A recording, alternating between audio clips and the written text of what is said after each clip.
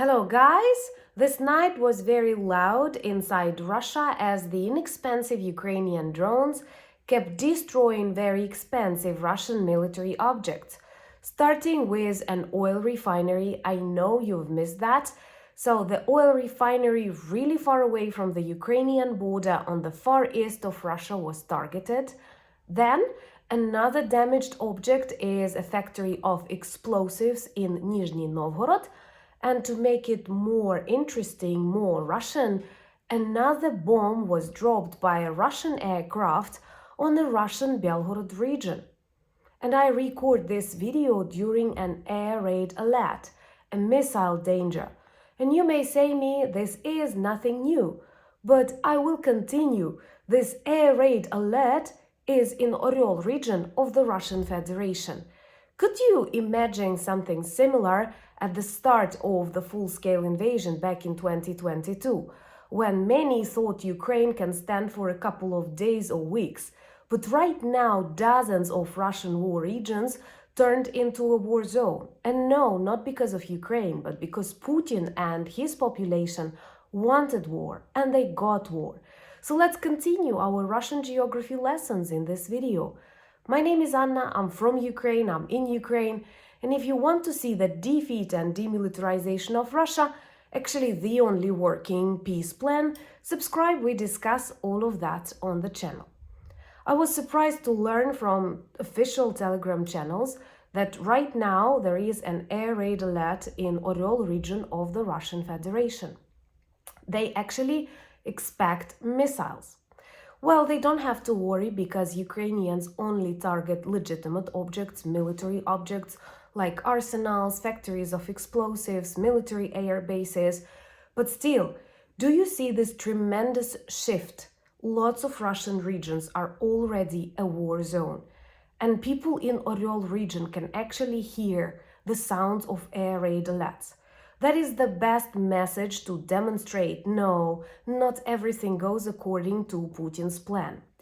Actually, the sounds of air raid alerts are among the strongest first impressions you get during these turbulent war times. And if you want to learn more about the sounds of war, what they mean for an ordinary Ukrainian, watch a video on my new channel that I connect here.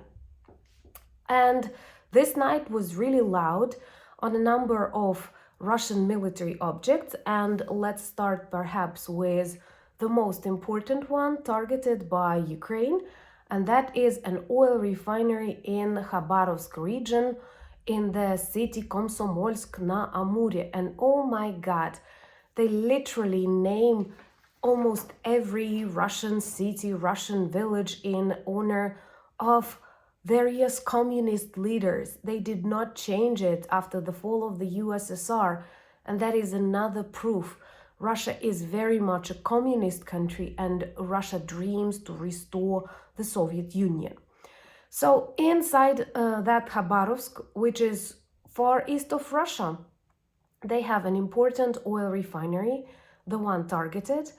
It could process approximately 8 million tons of oil per year, making various products necessary both for the Russian military and also for the export.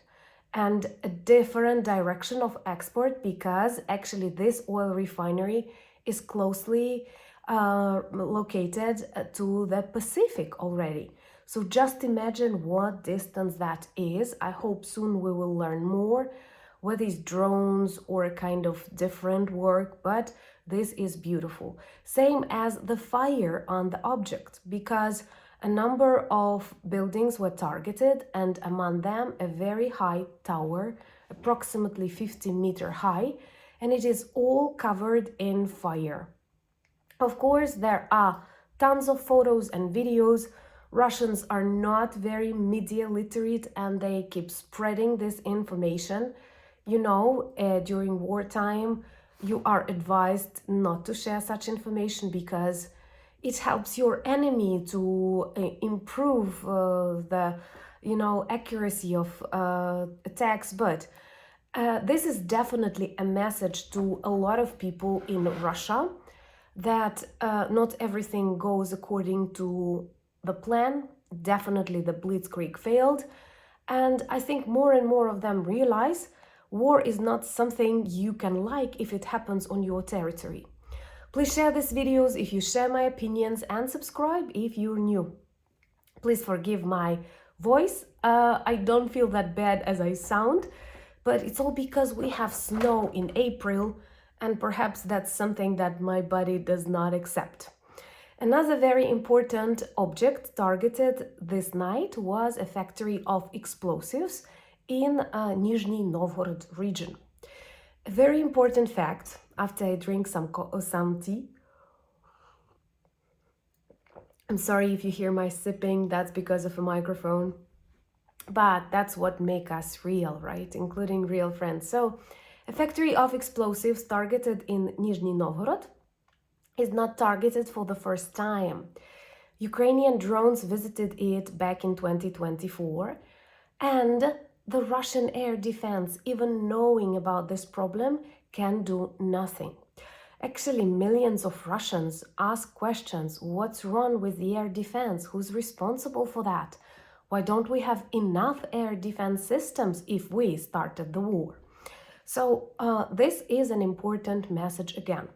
But most importantly too, that 2 buildings were damaged and a pipeline connecting something important for the production of these explosives. But Russians are also good at targeting themselves. And this is actually something that no Ukrainian would accept, no American or Australian. If something similar would happen in your country, that would be a sensation. That would be all over the news. People would go out on protests. But in Russia, they accept it. Just think about that. Belgorod region is the one that borders with Ukraine, actually now partially controlled by the Ukrainian armed forces, because we want to create a very important buffering zone between Ukraine and Russia, but on the Russian side, protecting Kharkiv, Sumy regions. That's why we need some territories of Kursk and Belgorod, because in general, we don't want any Russian territories. All we want is our 1991 borders, and also for the Russian population to understand that all they want is their 1991 borders. And Belgorod is on the way to Ukraine, to Kharkiv region, for example, and they often bomb Ukraine from that direction. And they also often drop bombs on their own Belgorod region while on the way to Ukraine.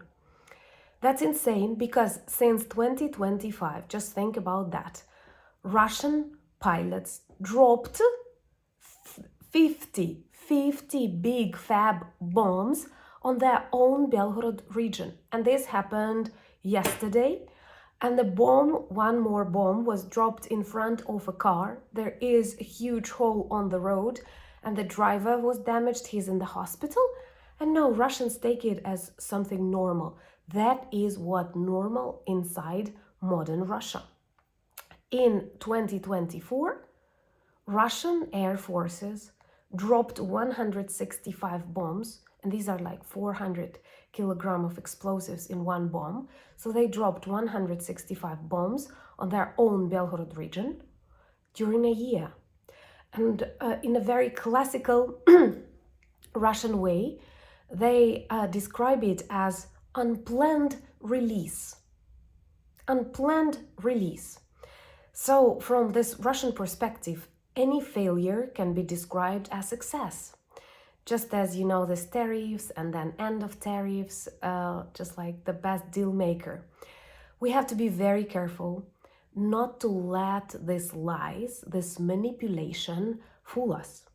Because Russians do not release unplanned bombs. They bomb their own regions because of their negligence.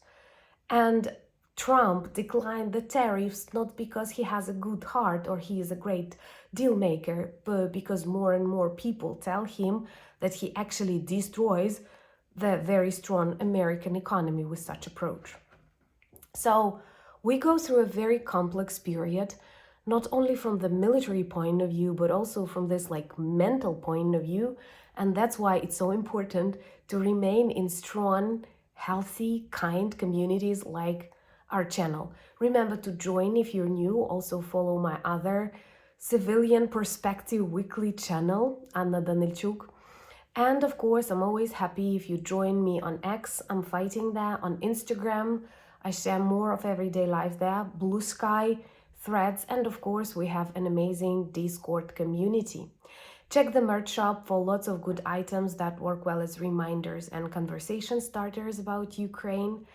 Always demonstrate your positive attitude towards freedom, towards people who fight for freedom. That's important, not just for us, but also for the safety, security of your societies. Thank you for buying me coffees. I transform them in teas.